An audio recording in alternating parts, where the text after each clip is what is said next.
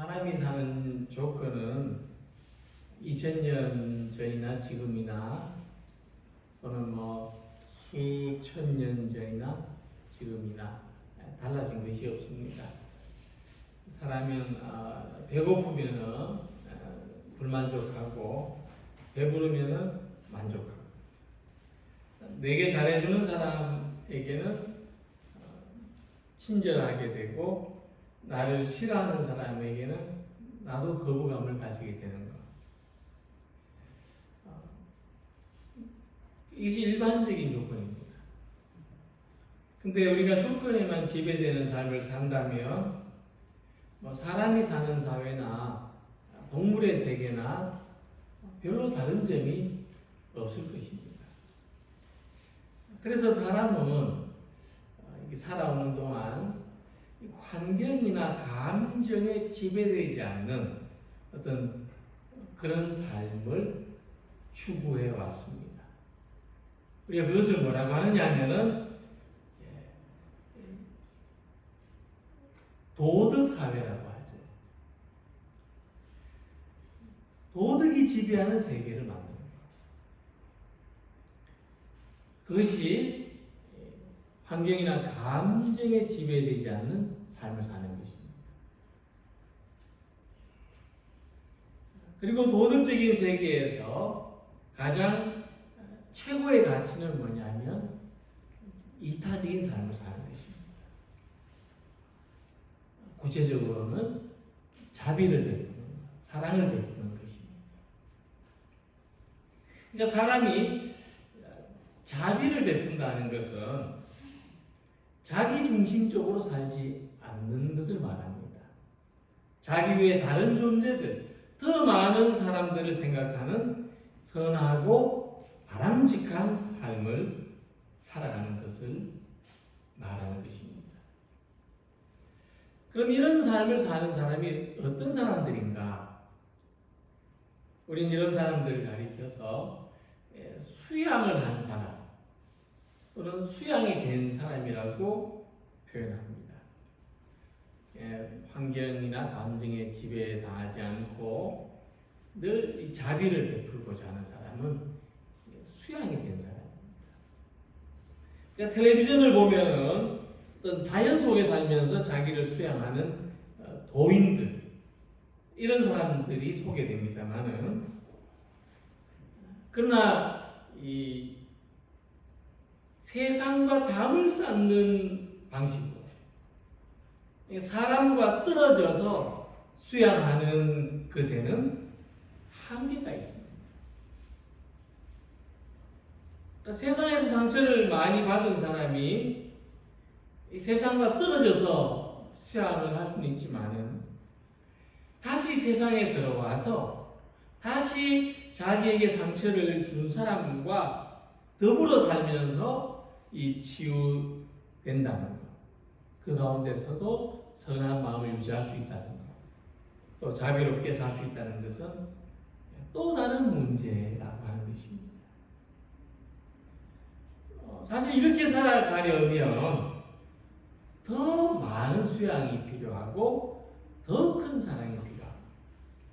사람들과 떨어져서 자비롭게 사는 것이 아니고 사람들 가운데서 더불어 살면서 이타적으로 살아가는 데는 더 많은 수양과 더 많은 사랑이 필요하다는 것이죠. 바로 우리 그리스도인들은 이런 길을 추구하는 사람입니다. 우리는 세상을 떠나서 사람들과 분리되어서 내가 사랑하겠다, 내가 거룩하게, 내가 자비롭게 살겠다 하는 것이 아니라 세상 속에서 사람들과 더불어 살면서 사랑하고 또 구별되고 이 자비롭게 살아가는 길을 우리는 추구한다는 것입니다. 오늘 사도 바울은 본문의 말씀을 통해서 데살로니가 교회 성도들에게 말합니다. 우리가 만나고 우리가 함께 더불어 살아가는 사람들에게 어떻게 해야 되는가? 우리가 어떤 관계 속에 살아야 그리스도인의 삶을 사는 것이며 또 대안적인 공동체요 하나님의 가족으로 살아가는 것인가? 이것은 교회와 세상 사이에서 이루어지는 것이기 때문에, 다시 말해서 교회와 또 다른 관계들 사이에서 이루어지는 것이기 때문에 바울은 먼저 우리가 교회 안에서부터 어떤 관계를 맺어야 되는지를 말씀하고 있는 것입니다. 오늘 하나님의 일에 헌신하고 주님의 몸된 교회를 섬기는 것은 보이지 않는 영적인 세계만을 추구하는 것이 아니라 오히려 우리는 보이는 세계와 그 속에서 살고 있는 수많은 사람들과의 관계에서 이루어지는 일이라는 것입니다. 그러니까 이 모든 사람들을 하나님의 사람으로 관계해야 되는 이런 과제가 우리에게 있고, 현실적으로 교회 미래는 교회와 교회 바깥 사람들과의 관계, 교회와 세상과의 관계에 달려있다고 하는 것입니다. 그리고 그 관계 속에서 하나님의 사랑을 실천하는 것이 이 교회가 가진 믿음입니다.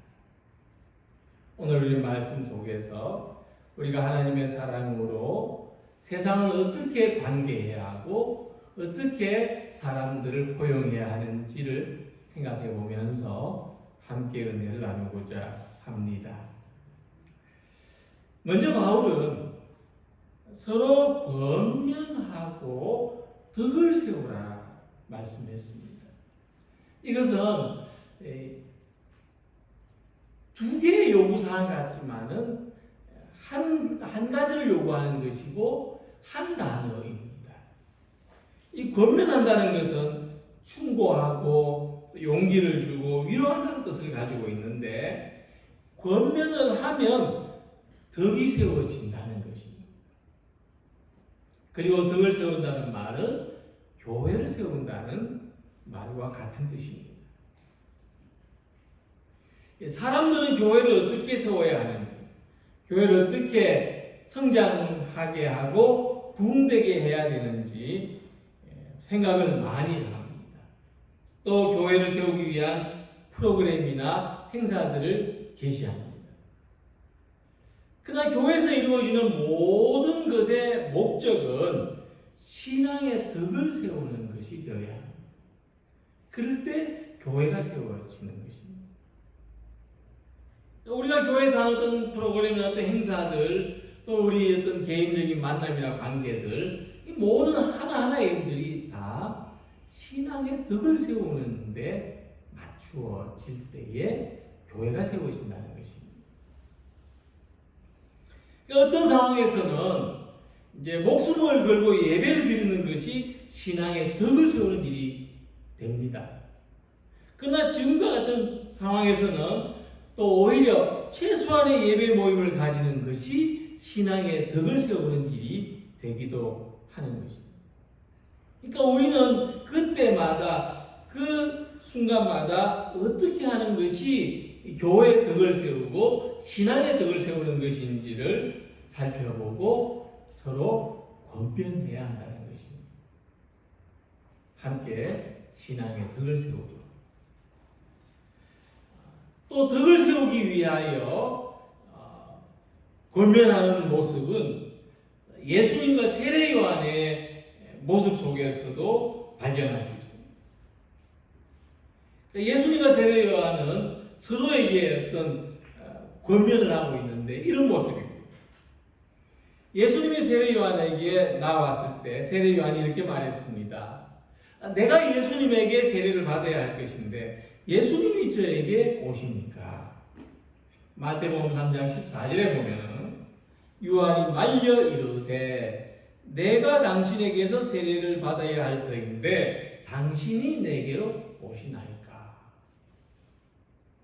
그래서 예수님이 이렇게 요한을 설득하십니다. 이제 허락하라. 우리가 이와 같이 하여 모든 의를 이루는 것이 합당하니라. 그리고 예수님은 요한의 세례를 받으셨습니다. 근데 또 요한은 예수님을 만났을 때에 그는 흥하여야 하겠고 나는 쇠하여야 하리라 하고 말했습니다. 그러니까 요한과 예수님과의 이 관계를 보면은 함께 하나님 나라의 사역을 하는데 누가 위고 누가 아래냐, 누가 크고 누가 작으냐의 관계로 맺어지지 않는다는 것입니다. 신앙의 덕을 세우는 일은 누가 큰지 누가 더 옳은지를 논쟁하는 것보다 하나님의 영광을 위하여 자기를 낮추는 모습, 예수님과 세례 요한의 모습처럼 덕을 세우기 위하여 우리는 자기를 비우고 낮아질 수 있고 자기를 부인하고 양보할 수도 있다는 것입니다. 덕을 세우는 것이 우리의 삶의 가장 큰 목적인 것입니다. 사람에게는, 우리 사람들에게는 무언가를 세우는 것보다 무너뜨리는 것이 훨씬 수월합니다. 그렇기 때문에 우리가 가진 힘은 나도 모르게 무너뜨리는 방향으로 사용될 때가 많습니다. 왜? 그 자동차를 주차해 놓고 브레이크를 걸어놓지 않으면은 그냥 밀려 내려가는 것처럼 말이죠. 그러니까 우리가 열심히 격려하자는 것보다, 열심히 하자고 격려하는 것보다는 자기도 모르게 힘이 빠지게 만들기 쉽고, 희망을 주기보다는 절망하게 하기 쉽고, 위로보다는 상처가 되는 말을 하기가 쉬운 겁니다. 그러니까 우리의 힘이 이 관계 속에서 부정적으로 작용할 수 있다는 것을 의식하고 조심해도 자기도 모르게 이런 모습이 나타날 때가 많다는 겁니다. 그렇다면 이 세상의 사람들을 보면 자기가 뭔가를 건설하는지 무너뜨리고 있는지도 모르고 그냥 말하고 행동하는 사람들을 볼 때 이런 관계 속에서는 다른 사람들의 좌절하게 하고 절망하게 하는 모습들이 얼마나 많겠습니까? 이게 아이들의 대화, 젊은 사람들의 이 대화를 좀 일찍이 들어보면은 저 사람들이 저렇게 상처가 되고 저렇게 다른 사람에게 어떤 가시가 되는 말들을 많이 한다는 것을 우리가 느낄 수가 있는 것이죠. 그래서 우리는 서로 권면하고 덕을 세우기 위해서 힘을 써야 됩니다. 우리가 항상 의식하고 살아가야 된다는 것입니다. 우리가 어디서든지 어떤 지친 사람, 연약한 사람들을 만날 수밖에 없는데 우리가 힘을 써서 사랑과 관심을 가진 말 한마디를 할 때 이들에게 용기가 될 수 있고 힘이 될 수가 있는 것입니다. 어려운 일을 당했을 때 누가 가까이 와서 격려해 주면 힘이 되는 거죠. 우리 그리스도인들이 세상 속에서 이렇게 기능하겠다, 이런 힘을 쓰며 살아가겠다고 하는 것이 신앙의 덕을 세우는 것이고 교회를 세우는 일이 된다고 하는 것입니다. 특히 우리는 덕을 세우는 권면을 해야 되는데 베드로후서 1장 5절에 믿음 위에 덕을 더하라 그렇게 말씀했습니다. 이 말씀을 볼 때 이 믿음보다 덕을 세우는 것이 한 단계 더 성숙한 모습이라는 것을 알 수가 있습니다. 믿음 위에 덕을 더해야 되는 것입니다. 그러니까 믿음으로 우리가 바른 말을 하고 옳은 말을 하는 것도 성숙함이 필요합니다. 그러나 그보다 더 성숙한 모습은 덕이 세워지도록 믿음으로 살아가는 것입니다.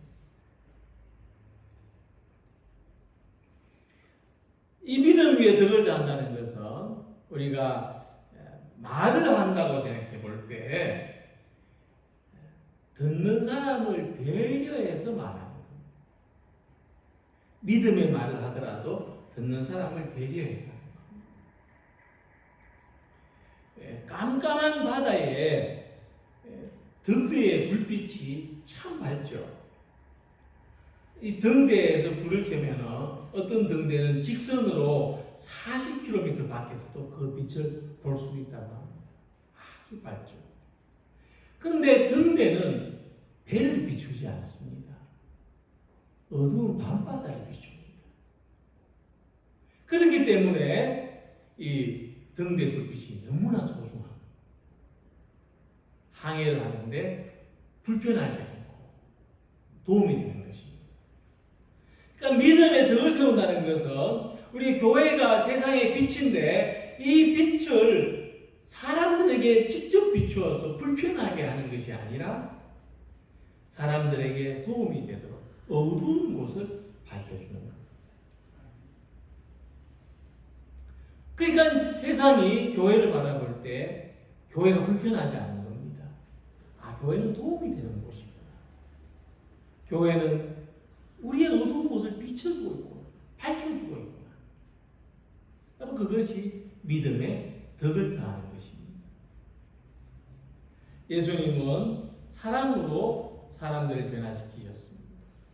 예수님은 섬김으로 감동을 주셨고 예수님은 희생으로 우리를 구원하셨습니다. 비록 세상이 어둠 속에 있지만 섬김과 사랑으로 어두운 세상에 덕을 세우는 우리 그리스도인들이 되시기를 소망합니다. 두 번째로 우리는 자기의 존재에 대해서 또 자기의 삶에 대해서 가치 있게 여겨야 한다는 것입니다. 우리가 우리의 삶을 가치 있게 여겨야 한다는 것은 우리 모두가 주님의 일을 하는 사람들, 우리 모두가 사명을 가진 사람들이라고 하는 것입니다.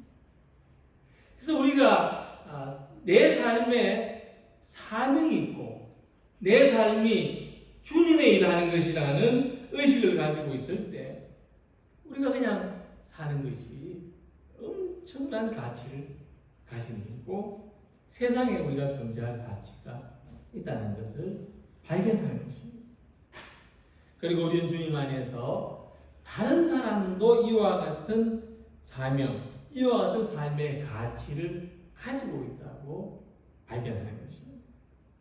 그래서 본문 13절에 보면은 그들의 역사로 말미암아 사랑 안에서 가장 귀히 여기고 너희끼리 화목하라 그랬습니다. 이 맨 마지막의 말씀은 화목하라는 말씀인데 어떻게 화목할 수 있느냐? 우리가 만나는 사람들과의 관계 속에서 서로의 가치를 존중함으로써 화목을 할 수 있다는 것입니다. 비록 우리가 세상 속에 살아가는 모습은 다르지만 모든 사람이 주님 안에서 가치 있는 존재라는 것을 발견할 때 우리는 화목할 수가 있고 평화롭게 살아갈 수가 있습니다.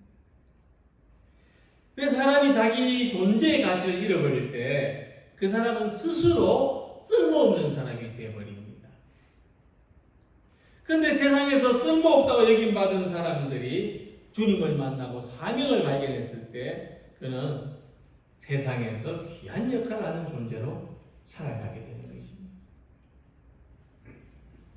이렇게 우리가 우리 자신의 가치를 발견하고 우리가 다른 사람의 가치를 발견하고 살아가는 것이 이렇게 세상을 복되게 하는 일입니다. 세상에는 자기가 가진 것에 가치가 있다고 생각하면서 살아가는 사람들이 대부분입니다. 그래서 세상에는 그 사람이 가진 것에 의해서 그 사람의 가치가 결정되는 모습이 흔합니다. 어떤 집에 살고 있느냐, 어떤 차를 사고 다니느냐, 어떤 옷을 입고 있느냐. 하지만 또한 이 세상에는 자기 자신에게 자기 존재에 가치가 있다고 생각하면서 살아가는 사람이 있습니다. 그러니까 세상에는 소유가 목적이 되어 살아가는 사람이 있고 존재가 목적이 되어 살아가는 사람이 있는 것입니다. 그런데 역사적으로 볼 때 소유의 가치가 있다고 생각하면서 살아가는 사람들은 세상을 어지럽게 만들고 악하게 만듭니다. 만듭니다. 성경에도 말씀하기를 욕심이 잉태한즉 죄를 낳고 죄가 장성한즉 사망을 낳는다고 했습니다. 결국 이 소유가 목적인 삶은 욕심으로 살아가는 삶이라는 것입니다.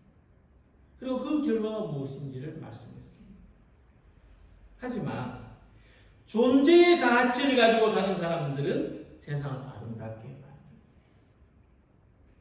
우리가 이 세상에서 바라보는 모든 어떤 아름다운 작품들, 예술들, 음악, 문학들 이런 것들은 존재의 목적을 가진 사람들이 남긴 작품들입니다. 그리고 도덕들, 어떤 아름다운 삶의 모습들 이것은 존재의 목적을 가진 삶이 남긴 것입니다. 예수님의 삶을 생각해 볼 때 예수님은 심지어 머리 둘 곳조차 없다고 하셨습니다. 그러나 예수님은 그 온 존재로 우리를 사랑하시고 우리를 구원하셨습니다. 예수님은 세상을 아름답게 하셨습니다. 바로 우리는 그런 존재라는 것입니다. 예수 믿는 사람들은 그런 존재로 살아가기를 추구하는 사람들입니다. 그래서 사도 바울은 사랑 안에서 가장 귀히 여기라 13절에 말씀했습니다. 특별히 주님을 기쁘시게 하는 인생의 비전을 가진 사람, 그런 사람들을 더 귀하게 여기라고 말씀했습니다. 오늘 우리들은 교회 안에서나 교회 바깥에서 주님을 기쁘시게 해드리는 일이 월급 액수보다 더 소중한 사람들이 되기를 소망합니다. 적게 벌더라도 주님을 기쁘시게 하는 일, 세상에 도움이 되는 일을 선택하는 우리 모두가 되시기를 바랍니다. 이 사람들은 어떤 사람들입니까? 자기 삶의 자리에서 다른 사람들을 섬기고 다른 사람들에게 봉사하는 일꾼들입니다. 교회에서 세상을 사랑하고 이웃을 사랑하는 존재로 아름답게 변화되는 사람들입니다. 이웃을 경쟁의 상대로 여기는 것이 아니라 사랑해야 되는 대상으로 발견하는 사람들, 그런 사람들입니다. 우리 모두가 주님의 일꾼으로 부름을 받았다는 믿음을 가지고 자기의 삶을 가치 있게 여기며 가치 있는 삶을 살아가는 우리 모두가 되시기를 바랍니다. 주님의 일을 하는 사람들을 더 귀하게 여기고 섬기고 봉사하는 사람들을 더욱 소중하게 여기며 존경하고 주님의 영광을 위하여 수고하는 사람들을 도와서 함께 수고하는 우리 모두가 되시기를 소망합니다. 세 번째 마음은 우리가 다른 사람들에 대해서 항상 가져야 되는 마음은 오래 참는 것이라고 했습니다. 바울은 고린도전서 13장에서 사랑은 언제나 오래 참는 것이라고 말했습니다. 특히 본문을 보면은 모든 사람에 대하여 오래 참으라 그랬습니다. 왜 참으라는 말을 이렇게 할까? 15절 말씀을 보면은 악으로 악을 갚지 말게 하라고 했는데 사랑할 수 없는 사람, 정말 사랑하기 어려운 사람, 악을 행하는 사람도 오래 참는 것이 사랑할 수 없는 사람들까지도 사랑할 수 있는 방법이 된다고 하는 것입니다. 그러니까 사람은 그 존재 자체만을 가지고는 누구도 사랑할 수 없고, 사랑이 없다면은 사람은 다른 사람을 경계의 대상으로 삼고 위험이나 혐오의 대상으로 삼을 수밖에 없는데, 우리가 다른 사람에 대해서 참는 마음을 가질 때 그것이 사랑으로 발전하게 된다는 것입니다. 그러니까 우리가 가까이서 만나는 사람들 가운데는 규모 없는 사람이 있을 수 있습니다. 질서 없이 소란한 사람도 있고, 마음이 약한 사람도 있고, 낙심하고 공허한 삶을 사는 사람도 있고, 믿음이 없는 사람, 용기가 없는 사람도 있고 여전히 악한 마음을 버리지 못하는 사람도 있습니다. 그러니까 교회에도 이런 사람들이 있고 공동체 안에 어디나 사람은 이러합니다. 그래서 베드로는 이런 사람들을 생각하면서 예수님께 물었습니다. 베드로도 어떤 그 제자들 가운데 리더로서 정말 나름대로 많이 참고 오래 참았어요. 그래서 예수님에게 묻습니다. 예수님, 7번까지 참으면 되겠습니까? 그래서 예수님은 이렇게 말씀하십니다. 7번뿐 아니라 7번을 70번까지라도 할지니라. 그래서 숫자적으로 많이 참으라는 뜻이라기보다는 그때마다 참으라. 그러니까 무한정 참으라. 숫자로 계산할 수 없을 만큼 참으라. 내가 저번에도 참고 이번에도 참았는데 이런 계산이 필요 없을 만큼 참는 마음을 가지라 하는 말씀입니다. 특별히 14절 말씀을 볼 때 어리석고 질서 없는 사람들은 훈계하면서 오래 참고 낙심한 사람은 위로하면서 오래 참고 믿음이 약한 사람은 붙들어주면서 참고 악한 사람으로 악한 마음으로 괴롭게 하는 사람은 사랑으로 덮어주면서 참으라. 그러니까 우리가 베드로의 참는 방식은 1번 참고 2번 참고 3번 참고 7번 참았어요. 이제 못 참아. 이런 방식이죠. 예수님은 아예 세지 말고 아예 몇 번을 참았는지 아예 몇 번을 용서했는지 세지 말고 참으라, 용서하라. 바로 사랑은 이렇게 오래 참음으로 맺히는 열매라고 하는 것입니다. 사랑이라는 열매가 어떤 사과나무 열매처럼 따로 있는 것이 아니고 오래 참음을 통해서 인내를 통해서 섬김을 통해서 희생을 통해서 이 사랑이라는 열매가 맺히는 것입니다. 특히 우리가 지금은 참는 시간을 보내고 있지 않습니까? 마스크를 쓰고 숨이 참아도 참고 또 여러 가지로 우리가 활동들을 좀 참고 지금과 같은 상황이 속히 지나가도록 참고 있죠. 다른 사람들의 건강과 안전에 해를 끼치지 않도록 참고 손해봐도 참고 불편해도 참고 이 고통받는 가운데서도 참는 것을 우리가 하고 있습니다. 그러니까 우리가 이렇게 참는 사랑을 할 때 어떤 사람들 사이에서 일어나는 새로운 변화를 기대할 수가 있고 좀 이런 사태를 낙관적으로 보는 사람들은 우리가 이 참는 것을 통해서 우리 안에서 어떤 새로운 변화를 기대할 수 있다고 말합니다.